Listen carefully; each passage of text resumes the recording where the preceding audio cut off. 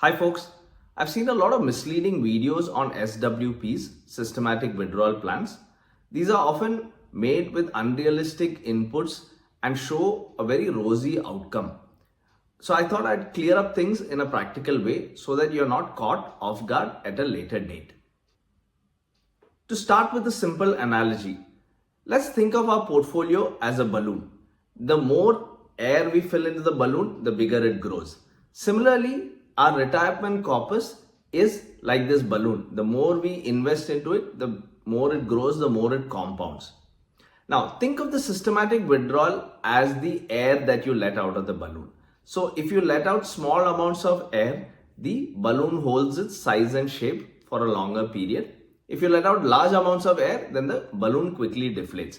In the same way, your corpus remains intact and grows if you withdraw smaller amounts, but if you withdraw large amounts, then it would deplete faster. Now there's another factor for the balloon, that is the environment, or for the portfolio, it is the stock market.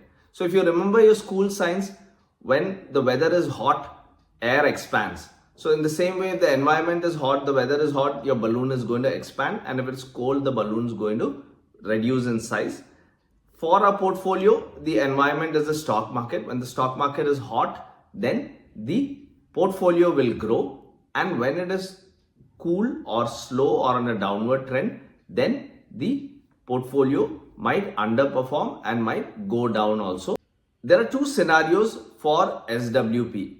One is that you could be at a stage of starting it almost immediately. The other stage could be that you're planning for it in the future. So I'll take an example of a person who's planning an SWP 10 years in the future. How do you estimate the rate of withdrawal right now? Let's assume that the person's monthly expense is 2 lakh rupees. 1 lakh is the type of expenses that will not continue into retirement. For example, fees which are being paid towards a child's education or a home loan EMI. Typically, these obligations will be taken care of before the retirement kicks in.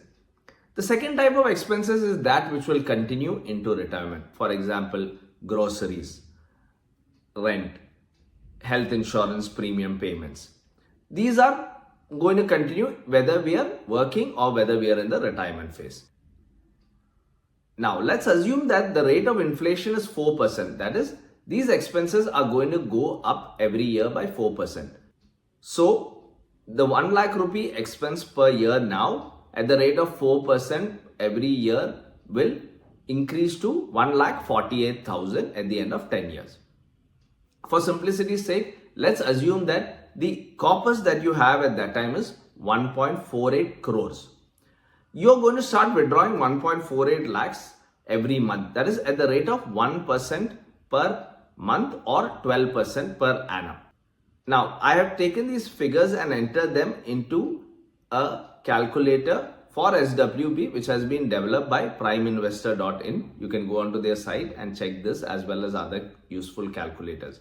So when I input this data there, it shows me that if my corpus continues to grow at 12% per annum, assuming that these are still in equity funds, the rate of inflation is 4%. I'm withdrawing 1% every month, which is 1,48,000. Then this corpus will last for 14 years. But as I mentioned earlier, the rate of withdrawal is important. If you reduce the rate of withdrawal, then your corpus lasts for longer, and this can help you to tide over periods of underperformance in the market. So what if we were to withdraw at the rate of 0.5% per month or at the rate of 6% annually? Therefore, I'm going to withdraw 74,000 per month. Now what happens to the corpus? Assuming the same 1.48 crores as investment, 12% rate of return and 4% inflation, the corpus never runs out. The maximum number of years this calculator allows for is 50 years. As you can see, it has grown over time. The idea here is not to highlight the impact of compounding, but to give you a sense that the lesser you withdraw, the portfolio will deplete at a lower pace. Now, just because the calculator says that 0.5% is good, you can't cut down your expenses by half. you will still have to pay out 1.48 lakhs if your current monthly expenses are 1 lakh. Therefore, what this person would have to do is that increase the investment corpus or double it in this case, which means it has to become 2.96 crores. Now withdrawing 1.48 lakhs is sustainable here in this example. Therefore, the portfolio again doesn't run out, and because I've taken a higher amount as the investment corpus, therefore the amount at the end of 50 years is showing even higher. Now the final step. If I'm a 50-year-old person, I'm going to retire at the age of 60 and I have no existing investments, then how much do I have to put monthly to build the portfolio to the extent that I want, which is 2.96 crores. So that is 1.27 lakhs per month. I've just used a simple SIP target calculator. Again, this is available at primeinvestor.in. So now the target is clear and I have a sense of how I'm going to withdraw at the end of 10 years. So coming back to the balloon analogy, you saw that there are various factors which impact the balloon. In the same way, our systematic withdrawal plan can change. We may have to withdraw at higher rates. We may not be able to build the corpus to that extent.